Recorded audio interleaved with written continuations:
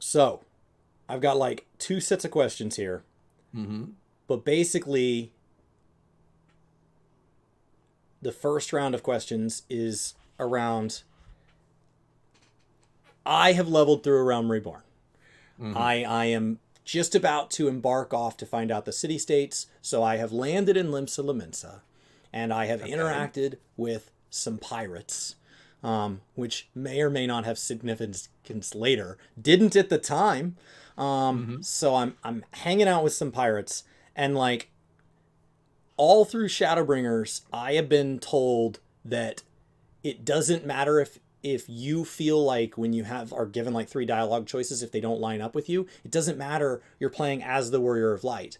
But Mm-hmm. now I actually don't feel like I'm playing as the Warrior of Light, because every time I has choices, like, wouldn't the Warrior of Light have questions to a lot of these people? Like, I feel like we've seen like Ascians and stuff, and like the character seems to just be fine. So like, Mm-hmm. why do we not seem to have the same amount of knowledge that our character does, or care? I don't. Ah, that's an interesting question. ARR is it starts to get extremely meta, what you're touching on there. Towards the end of ARR and moving into Heaven's Ward, we start to get certain characters like Ilberd and Midgard Zormer that are constantly saying to us, hey, why do you just go along with anything everyone tells you to do? Why don't you ask questions? Why are you just a blunt instrument? Why are you happy to act as a weapon for these people and those people and these people with no seeming will or opinion of your own? And as you do start to move into Heaven's Ward, slowly you do start getting like dialogue choices, and that kind of steadily like steps up towards Shadowbringers. So it's it's interesting. ARR is very, very linear. The whole game is extremely linear, but ARR in particular, you really do feel like you're on the rails and that you don't have any agency. And they're extremely cognizant of that. But I think it's because you're you don't know anything about the world, do you? Like you haven't spent enough time in Eorzea to really have like opinions about things. Maybe it's different kind of going back and playing again, seeing Ascians and understanding the context at least like tangentially. But when you first see the Ascians in a Realm Reborn, it's like they're just like cultists. They're just dudes in cloaks. You're like, okay, they're the bad guys. It's very sort of like black and white. They're Saturday morning cartoon villains, you know? So we don't have any questions about. So where did we come from? So there's three Mm-hmm. starting points, right? Gridania, and Mm-hmm. and that really just determines the vehicle by which you arrive. Otherwise, you seem to Mm-hmm. be given roughly the same information. Mm-hmm. So like, where are we from? Well, this is another thing that is kind of an RPG trope and is definitely like a narrative decision where they've left it so deliberately vague and deliberately open-ended because they want you to be able to role play. Like you've had people saying to you like, okay, you are not role playing as yourself, you're role playing as the Warrior of Light. But that's I don't agree with that. The Warrior of Light is such a malleable kind of thing that is left so open-ended for you to be able to like pour yourself into. There are some people that think of their Warrior of Lights in very much the sort of like Dark Knight terms.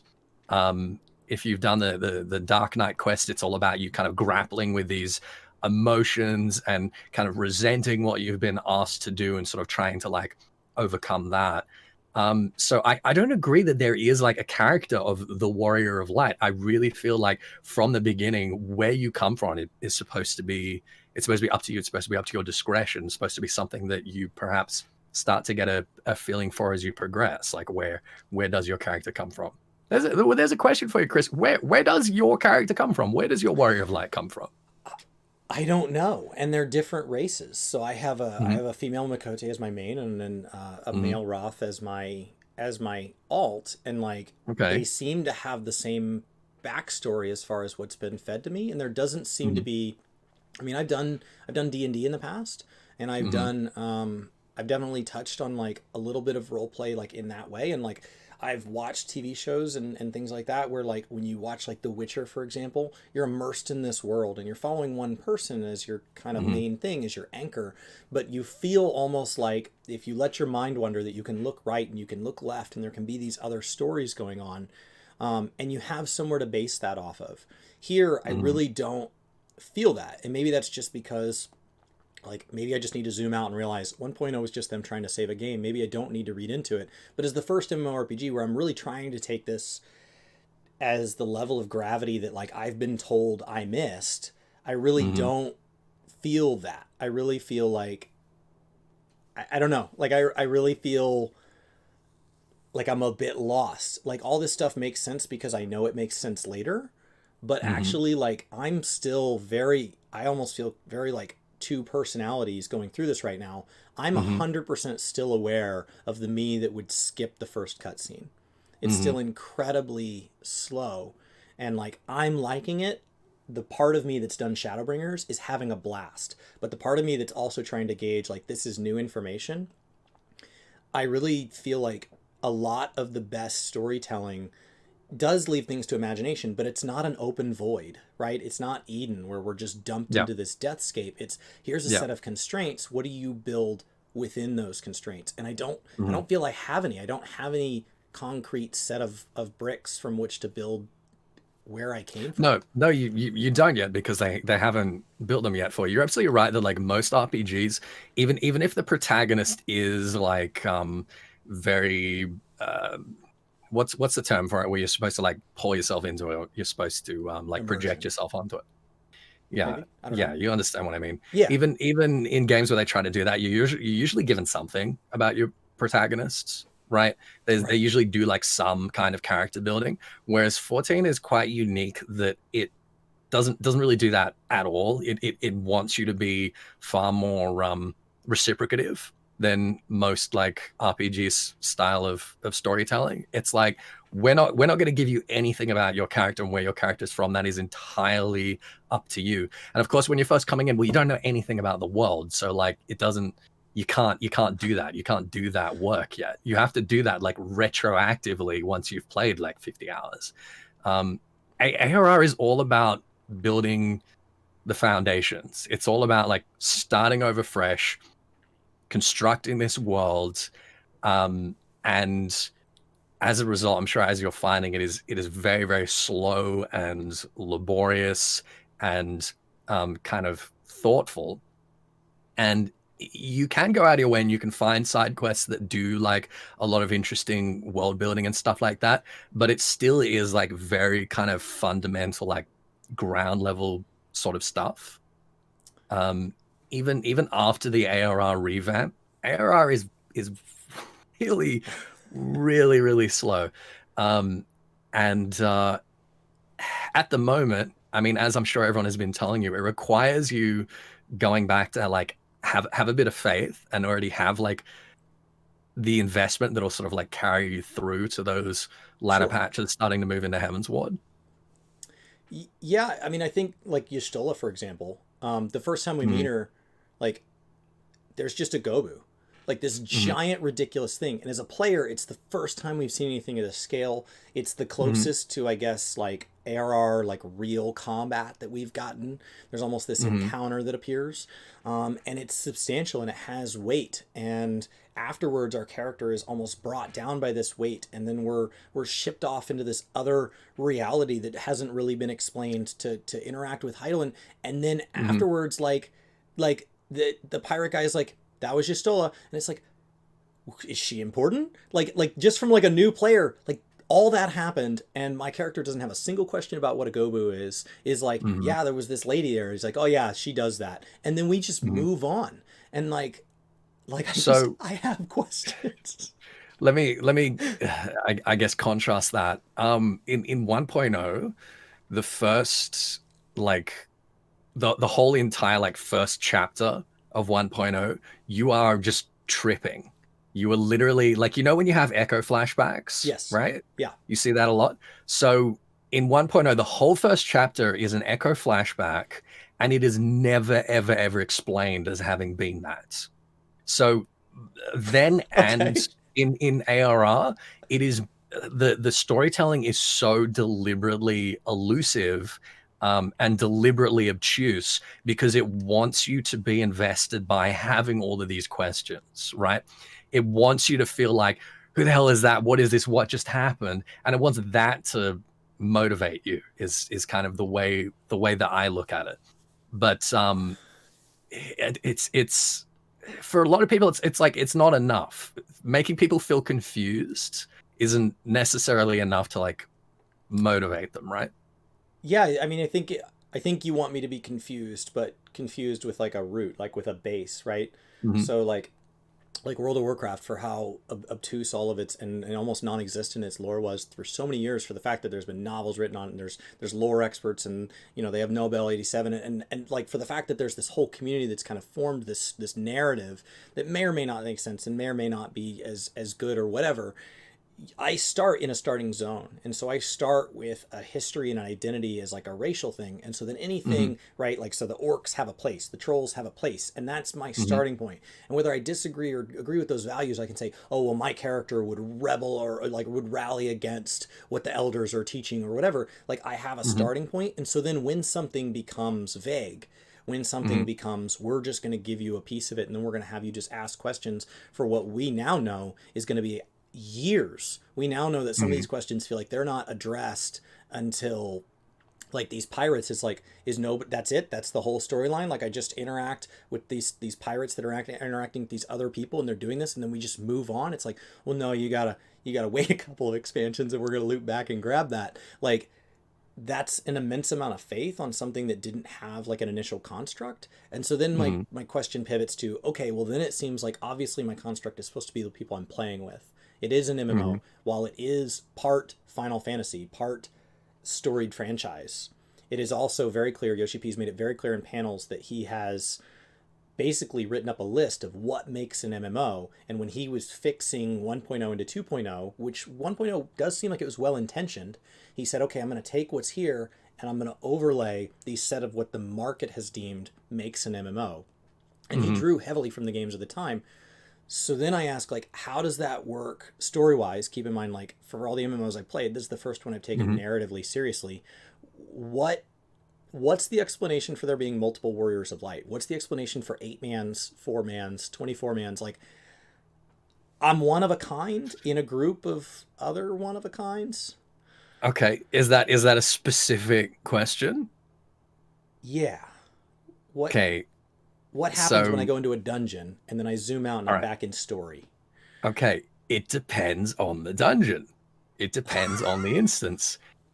There are some instances that are canonically just you solo, and the other people aren't even there. Or if they are there, they are just like so sideline and tertiary, and you are doing all the work, right?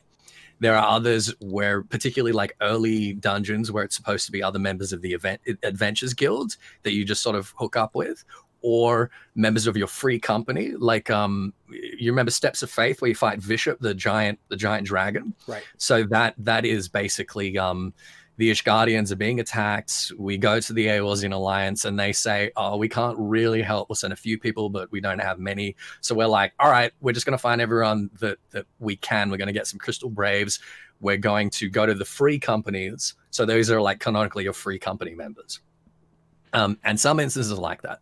Some are just like adventuring friends that you have, or a bunch of randos, or people from the Eorzean Alliance, or canonically the Scions for all of the Shadows Bringer dungeons. It's yeah, it depends, but most of the time it doesn't really matter, and there is definitely a level of like ludonarrative dissonance there between the fact that as a story, it's basically built like a single player RPG, but it's also an MMO, right? Okay.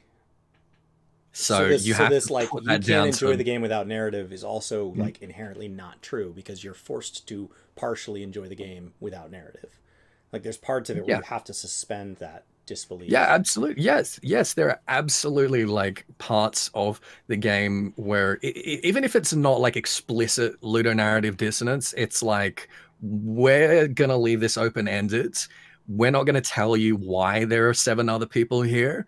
You figure it out. It's up to you. There's like a couple of things that it could be, whatever you like. And honestly, that's one thing that I really like about the game, and one problem that I have with a lot of discourse in like lore and story and roleplay communities in the game is that people are very insistent of like one thing being true, particularly when it comes to things about like their character and their character's story and reality, when the narrative is so like deliberately kind of open-ended and deliberately reciprocative, which I think is a strength to it, honestly. But that's your answer for your party members. I know that's not helpful, but that's just what it is. Okay, so then to jump back more into the narrative side of things, Mhm. what's happening with time? So like I start out talking to Okay. Eidolon, and then Yeah. I'm in Limsa, and then Mhm. obviously I know at some point we're gonna move into Heavensward. Like are we all over the place? Is there time passing? Is because Mhm. like I really struggle with the like I haven't done all the side quests because I'm just trying to level through MSQ because Brian and I always tell Mhm. people, and it's a big enough task as is. If I come Mhm. back, like what? How do we resolve time in this game? Yeah, that's a tough one. There is a time bubble in Final Fantasy 14. And they are always deliberately vague about that as well, because from the onset, the idea was that you can do, you know, Coil, you can do Crystal Tower, you can do Warring Triad, whatever, like in any order, and they still want it to be like coherent for the player's kind of personal narrative. It's like, okay, well, for one person, these events might have been a year apart, they might have gone in this order, but for you, they go in that order, and that's fine. They are kind of stepping away from that a little bit now that they're realizing that there's such like good characters and good content in those pieces of side content that are so important to the content of the MSQ that they're like, okay, we need to fold them into the MSQ. And in order to do that, we need to have them positioned somewhere specific in this timeline. So for Crystal Tower, now suddenly you have to complete Crystal Tower before you finish the post ARR patches. And canonically, that's where it takes place. Um, Now, the really tricky thing is talking about the amount of time that passes, because you are never given any precise explanations like, oh, it has been 1 year since the beginning of ARR. Now it's been 2 years since the beginning of ARR. There are a couple of moments, like in Stormblood, for instance, when you go over to the east and deal with all the stuff in you know, Doma and the Azim Steppe and all that, and then come back to Alamigo. There's a character that says it's been several moons, right? So you can say, oh, okay, it's been like somewhere between, I don't know, 3 and 9 months, right? But that's like pretty much the only place where that is ever done. Then you have between Heaven's Wards and Shadowbringers, it might be, you know, about a year for us, but on the first shard, 100 years passes because there's a time dilation between the two worlds, and they kind of orbit each other in this weird, like, 4-dimensional space where sometimes, you know, one is moving much faster than the other, and sometimes they're in equivalence. And again, they don't really bother to explain that. Now, the most interesting thing is during the Bodja content currently, you have one event that happened about 15 years before ARR. And you have one character that tells you that it happened 15 years ago, and you have another character that it tells you it happens 20 years ago. They tell you that like at the same time. You can have conversation with them one after the other. It's in the same quest, and they will give you answers that are 5 years apart. And I think at that point we just have to say, well, okay, we're somewhere in that time bubble. We're somewhere in that time frame. What precisely, you know, the year it is, precisely how much time has passed, that's kind of to your own discretion once again, right? So then it starts to shift to if we're not going to be literal that we're the warrior of light, and we're not going to be literal that Mm-hmm. we're the player because we're Mm-hmm. somewhere in between, and we're not going to be Mm-hmm. literal that our other players are always players, and we're not going to be literal on time, then it starts to become a game where it's about belief. Now I can see into the future with with Shadowbringers, right? And there's huge Mm-hmm. gaps missing in my I'm in a weird version of reality. And Mhm. so I know that some of these people, I know that they're involved with primals, and primals, like, they feel like almost like a religion to me that has the ability to Mhm. kind of manifest itself. Mhm. It is Heidelin just a primal in the way that Zeus is equal to all the other Greek gods? Like, is that what's Um, happening here?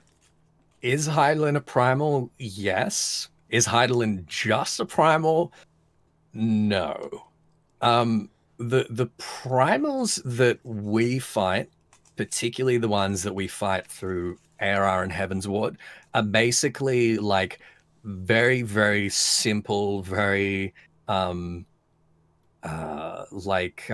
yeah, just simplifies derivative versions of the kind of creation magics that we use to create Hydaelyn and Zodiac, right? So they're of the same type of thing, they're of the same category, but they're much simpler, much smaller, much like less sophisticated, and deliberately so, because the Ascians are like, we're going to put a really like crappy version of this magic in people's hands, because it's going to like cause, chaos and get things in the direction that we want. So the thing in the Shadowbringers trailer, we've got Emmett Selk saying that Hydaelyn and Zodiac were the eldest and most powerful of primals. Okay. That is supposed to be like a hook for players. It's supposed to be like a serious kind of hype moment, but it's also like a massive oversimplification, right? Yeah. So the answer to that is like, yes, Heidelin is a primal, and that's something you should be keeping in the back of your head, but you can't expect her to have the same sort of attributes, the same, um, I guess, motivations as the primals that you're encountering at the moment, right? Okay. So we seem to have an opinion of people that are tempered, and this Mm-hmm. starts to become like a free will conversation. Mm-hmm. With like tempering, like, are we tempered? Like, am I supposed to? This is one of the oldest and most like controversial topics in I don't even know if 14 we're lore. real. Like, I don't have a place of origin, Mhm. and Mhm. the only person that gives me a place of origin is Heidelin. Yep. This might seem stupid because I'm missing a lot, but like, Mhm. I don't know that I'm not Heidelin. Like, Yeah. So the I could just two be the, nothing. the two most popular like tinfoil hat theories in 14 have been the Warrior of Light is tempered and the Warrior of Light is a primal. I mean, Um, either that or I sat among, or I'm an Ascian. well, you're not far off it. Because I don't know that I'm not, right? Like, we don't believe we're an You're unsundered, not but like you're explicitly not, okay, but I'm you're explicitly not. Great. but Well, you're that helps me. something That's you're something. something similar. You're something kind of similar. Just incidentally. So the easiest answer to the question of whether or not we're tempered and whether or not we're primal is that the Sharlians, the Scions, I'm sure you've seen those like goggles that they have. Yes. They've got these special ether barometer goggles, right? Which basically allows them to see the sort of ethereal UV spectrum, right? Allows them to see like infrared or whatever. How whatever metaphor you want to use to explain it, Okay. they can like look at stuff and they can say, oh, this is the ethereal composition of it. Here's Sure. what's like happening with that thing. We have moments where they look at people that are tempered and they're like, those dudes are tempered. I can see it through my goggles. We have points where they look at a primal and same thing, right? The amount of time that we've spent around the Scions while they've been wearing those goggles is inconceivable to me that they would not notice that we're one or the other unless they are all tempered as well. But I don't like that idea. And honestly, I could talk about that alone for an hour. How Okay. Heidelin's mo is like by definition like categorically opposed to that of Zodiac. And if Zodiac is someone that wants to temper and control people and like manipulate things and be really hands-on, Heidelin kind of has to be the opposite by definition, right? Um, but putting all that aside, the simplest answer is that the Scions want to hunt down, defeat all the Primals. That's their like main modus operandi from the beginning of ARR, like right up through to Shadowbringers, where they start to kind of realize the grand truth of things. And at no point do they look at us and be like, "You're a Primal. I'm sorry, we have to kill you now," because that's what it would be. So no.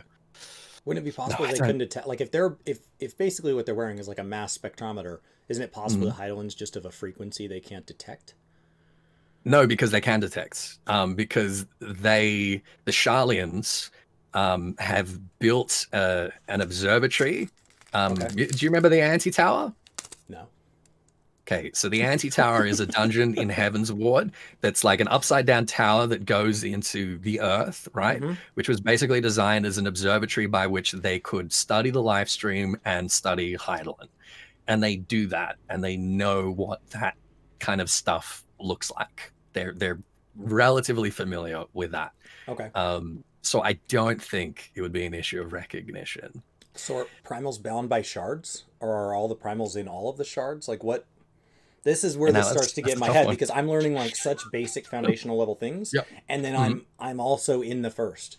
And so like I immediately am asking questions that are like skipping over a lot of stuff because I already know how the story ends in a way. And so like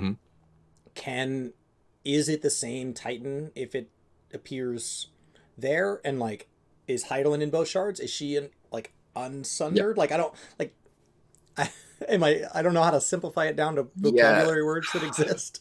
Yeah. Okay. Let's put it this way. Say, okay, you got a group of Amaljar. Okay. And they worship Ifrit. Right. Okay. They're in Eorzea. Okay. If you pick them up and sent them to Novrant, and they still worshipped Ifrit, and they decided to summon him there, as far as we know, they could do that, provided Ifrit wasn't already like summoned in Eorzea. Provided they're not already like coalesced somewhere. Okay. They could be summoned somewhere else. That's the best answer we have. So they are a primal's a physical, actual being. It's not something shaped by those who believe in it. They don't make a Ifrit. Okay, because like I picture like a Greek god, right? Like there's a real god, and then people all believe and think different things about them. But if they manifest themselves in most Greek mythology, it's them, right? Yeah. Zeus's being is not so ephemeral that it's being shaped by this group of people over here believe, you know, at a simple level, these group of people over here believe he has a beard and this group doesn't. So when he manifests himself, one is bearded, one is not. Like there's not any aspect of like their personality or their Ifrit's of a real thing that's believed in, and then that belief can summon him. Does that alter that belief when they show up? Because then you might see something that you're like, wow, I didn't know that about them. Okay, so the tough thing about Primals is back in ARR, we thought it was relatively simple. What we understood is that groups of people would have a clear and precise idea of this entity, whether it was a god or a saint or some ancient hero, whatever it was. They would have a clear and discrete idea. And if enough of them had a clear and discrete idea, that would basically coalesce a sort of artificial soul of that thing in the live stream. And then they could use these rituals that were taught by the Ascians to give that thing a physical form, right? That's how we thought it worked. But then we started getting some alternate examples with like Bahamut, for instance, right? So the story with Bahamut is that it was a real dragon. It was the soulmate of Tiamat. The Allegans invaded Mericidia. They killed Bahamut. Then the Ascians went to Tiamat and was like, hey, you can resurrect Bahamut by summoning him as a primal. And Tiamat did. And basically the way she understands it is that it took the scraps of his soul that were being, you know, torn apart and dissipated throughout the live stream, forced them back together, and then took, you know, just like scraps of like whatever else to like make this thing a sort of an ethereal Frankenstein's monster in a way. that it kind of looked like Bahamut. It was kind of Bahamut like in its soul partly, but it was so like twisted and warped and mad, not just by the fact that it wasn't entirely him, but also by the fact that when she was summoning him, she was grief-stricken and wanted revenge, and these things like dictated the personality and the mind of the primal. So the primal just became a mindless kind of rage monster. And Tiamat was so ashamed of having done this terrible thing to Bahamut's soul and Bahamut's memory that she basically let herself be imprisoned and just like gave up on life. So we have that. Then we have another explanation for primals, which is the first phoenix was created way back in ancient Amarot by one of Emmett Selk's buddies. And a dying soul on its way to the live stream intercepted that phoenix, that creation, because the Ascians, they couldn't create souls, the ancients. They had no idea how to create souls. They could make monsters, they could make anything, but they couldn't put a soul in it. Okay. Then this soul accidentally got into Phoenix, and that was basically the first primal. And that was like the genesis of the idea for them. It's like, we can use creation magics, and we can put a soul in them. And whether that soul is real, whether that soul is someone historical, whether that soul is artificial, it doesn't seem like it really matters. And that for each primal, it's somewhere in the middle there. But it's ancient creation magic with a soul put in it. That's what a primal is. That's what a deiform entity is. So every primal was created. There was not primals before people that could create primals? Yeah, exactly. One of the ingredients of the primal might have been someone or something that lived at some point, but the primals themselves are basically a coalescence of that by a summoner who has their own ideas of what it looks like, how it behaves, what it feels, what it wants, and that will dictate basically the mind and the motivations of that iteration of the primal. So Titan can be summoned once and be like a pretty chill dude, and then he can be summoned another time by someone who's really pissed off and it'll just want to kill everything. And we've actually seen that with Titan specifically, is when Titan is summoned by Gabu, it's just having a tantrum, and I can't even put a sentence together. So are the unsundered Ascians older that we've dealt with? Are they older than Hydaelyn and Zodiark? Mm-hmm. Yeah, they're much older. So when we talk about like a timeline standpoint, and you try to track back to where time becomes a concept, and you go back to a point of origin, because that's how our minds work, there is like a whole chunk of history to back before history that we really don't. Have we addressed that? Like, am I going to get to that in ARR? Like it. You not in ARR, no, God, no. You won't get to that until like the latter half of Shadowbringers. But yeah, before Hydaelyn and Zodiark, there was potentially hundreds of thousands of years of history. It's just at the end of that history, the what we know of now as the Ascians were, the ruling council of Amarot, the city on the hill, the ivory tower, however you want to explain it, and they created Zodiark to try and save the world, and it made a big mess and forced other people to summon Hydaelyn. And then Hydaelyn and Zodiark had some beef, and in basically trying to beat Zodiark, trying to seal Zodiark away, the world was shattered, and along it, everyone except for the unsundered Ascians were sundered. They were shattered. Ourself included. Ourself included, yes. Everyone and everything. And everyone from that point forward. So that starts to get into stuff that I want to talk about with you. You're coming on our podcast. We're recording February 19th. So that starts to be about more Shadowbringer stuff. So that'll be in the future. So I'm actually going to wrap this one up, and this will be the first, and then we're going to record another one. Good.